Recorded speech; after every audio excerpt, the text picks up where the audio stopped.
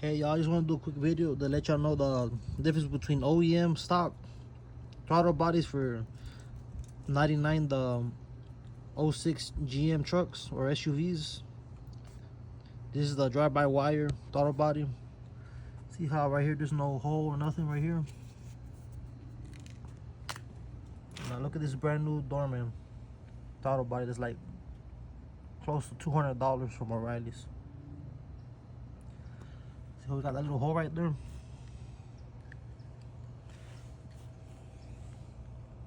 On the back too. This don't got it. The stock one don't got it. See?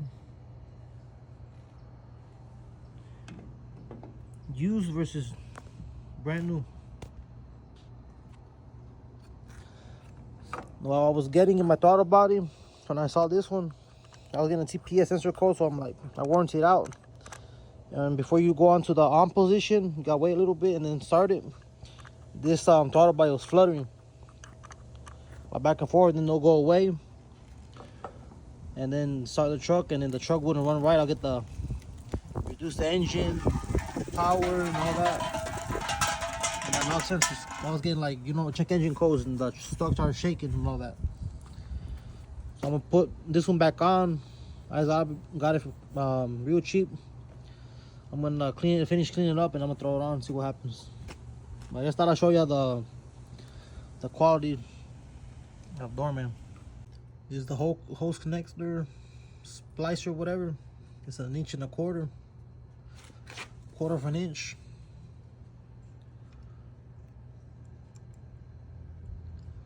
So replace this to do the coolant bypass, and then you put the universal. I'm gonna see which one fits both sides right now. So you know what I'm saying? You don't have to do that, but I'm gonna do it just a peace of mind. But this you put between the two hoses that were right here on each side. Use the same clamp or use more clamps if you want to, and then I'm good to go. Rather than you spend like $10 for that, and then the little nipples that go on the throttle body. First put this one in, put some oil, lube, whatever right here, something that won't mess up the line. Slide the hose over, make sure it's nice and fit, and then do the same for that. And then I'm gonna leave that one right here. So I got a clutch fan. I'll probably just, so that won't go down more, I'll probably just put a zip tie right or whatever right here. But right now I ain't gonna do that until after I put the throttle body. Okay, I got it hooked up. Something like that right there. Maybe I could have done this a little bit more over here, but it's fine like that. See how it runs. But I forgot, this had the little hose holder thingy, so I just did that. And then I had this right here, if you guys still have it, and then like that, to where it's not touching the transmission line. I'm gonna touch it.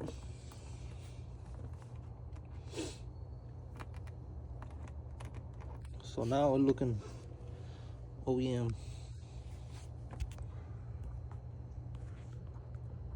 If y'all want, y'all could double clamp this, but that'll be overkill. Okay, before I put on the air intake, I'm gonna show y'all how I did it. In the bypass, before you put on the throttle body, make sure this hose is on the other side, so the clamps don't get caught up right here, and then you got one of these falling on the ground. But luckily that didn't happen for me. Just be careful with this side, you don't want that shit breaking. This little hose, whatever is adapted to, the little line right there, those shits are like fragile as fuck, so be careful bending that shit. And you get something like that, it don't matter if it touches the throttle body, because nothing's going through it. If you put a metal one, splicer, it could touch up the throttle body, it could heat it up a little bit, I guess.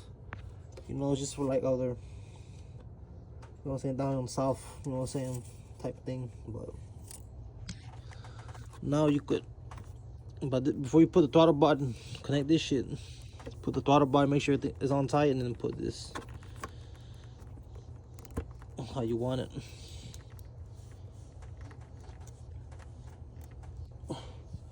Yeah, I put it to like where it's barely not touching this at all. It's only touching that, and it's against this thing. You can move it. But I got it right there. I got a clutch fan, so I'm gonna be careful with that shit.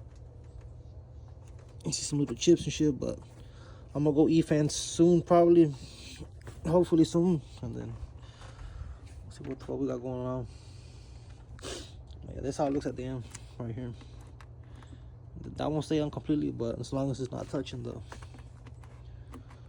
could adjust it so it's not touching the transmission line, you'll be straight. Or if you need to put zip ties, just peace of mind, whatever. But we'll see how it runs. Gotta connect it up, throttle body. I recommend disconnecting the alternator when you're messing with that line. That way you get the pliers. I use these and these and get to it. This, I open it up, I click it like maybe like 1 or 2 grades. That way I could open up the clamps a little bit better. I don't have to fight it, and then when I close it just enough so I could move the clamp and get the hose off.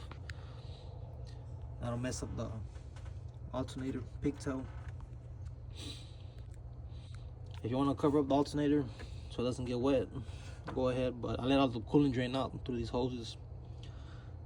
And I plug that up with an alternate a screwdriver, that little hose, so it doesn't come out. So yeah, just be careful that doesn't get wet. Not, you have to warranty that shit or get another one. We'll see what's up, how it runs. Yeah, you can move it. Just turn this up a little bit and you'll be straight.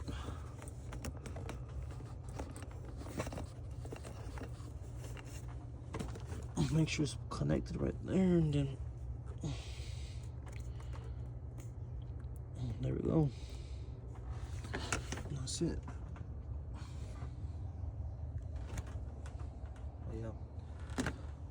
Oh yeah, this cold air intakes, you could wrap muffler wrap around it or paint it, whatever. I'm gonna leave it like that. It looks cool. So I just started it.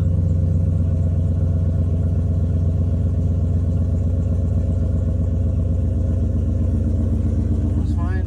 Check engine light went away. Before that, before I turned it on, I put on the on position, like right before you crank it. I pushed the pedal like 5 times. I turned off the radio, everything, so I could hear the throttle body. Every time I push the pedal, you could hear it whoop, whoop, whoop, make a sound. You'll hear it. If you don't hear it, then something's not connected right, or your throttle body, you got a bad throttle body. But I went ahead and got a stock throttle body. I didn't have to do no relearn progress, but I did do it like 5 times just to be sure. Turned it off. Before I turned it on, I did it again. Then before I did all this, I disconnected the battery. I left it out for like a whole day, so it reset the whole thing by itself, relearn everything. And when you know your computer reset everything, whatever, your fan comes, it's already on automatically. I turn it off. Your radio goes. I usually have it in Bluetooth, but when I turn on the truck, it'll go like that, or on the off position. So I'll turn that off, and then that's when you hear the throttle body when you hit the pedal. I thought it was the pedal actuator thing, but I wanted to try this before I did anything. I'm gonna let it idle for like 3-4 minutes, or a little while, maybe more, see how it runs. And I'll probably take it for a test drive and go get some gas. Cause it was had the TPS sensor, was burning excessive fuel, and I'm on 93 octane tuned, and I'm like, what the fuck, like HP tuned to run that fuel on this truck, and I should have more mileage from like compared to like months ago. So I just did that because I had a TPS sensor code. But yeah, I fixed it, hopefully. Truck doesn't idle, shake, and all of that. So yeah, we're good.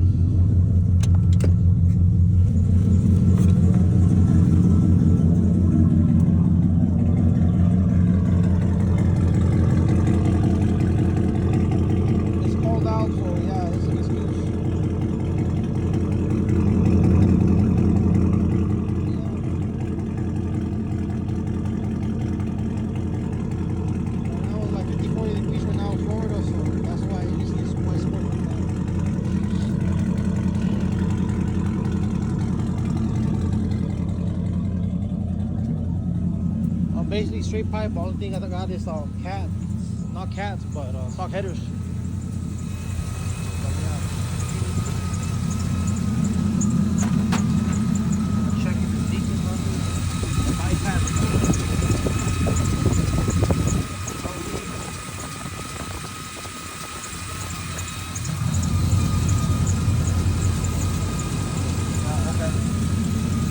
Master Pro sensor, I warranted that out. Thought it was that.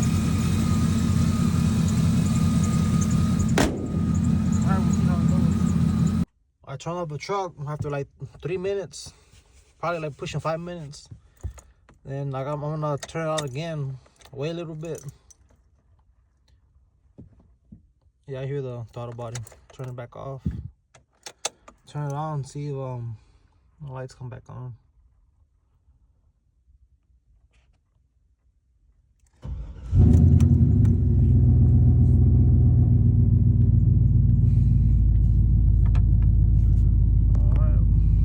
Service bag, yeah. Fix that later on. Yes, sir. Alright, no codes. Someone said something about driving. You gotta make sure you wanna drive it around. Relearn. You go over 40 miles an hour. I just went like 60. I was there for like a little while. And then I'll be cruising at 40. See what it does. No codes yet. So I think I should be good. I just put gas in the truck. 93 octane, it's tuned for it. So yeah.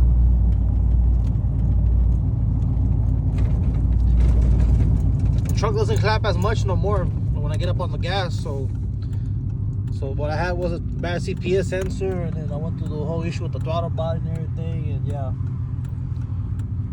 To swap out the throttle body shouldn't even take an hour. Clean it and all that shit.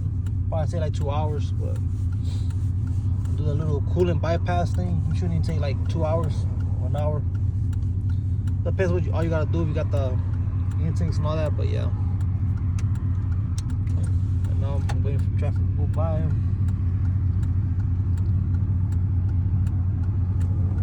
I'll wait for that car to pass by.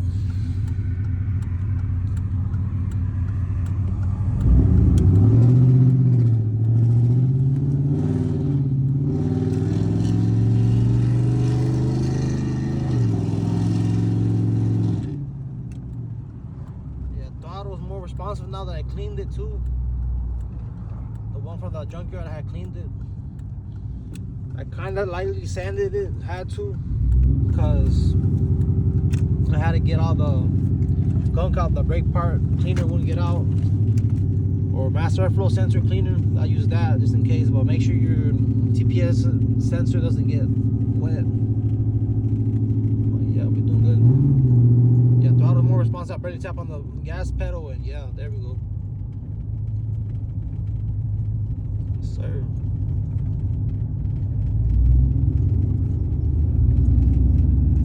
My temps.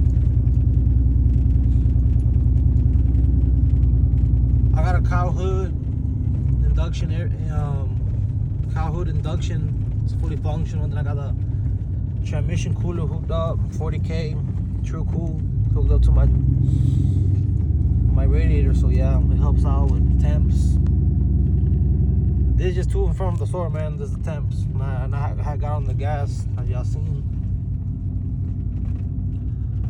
But at night, although this thing goes up, the temps, the whatever thermostat gauge goes up, but when you're going like in traffic and all that, or you're on the highway, whatever, it goes down.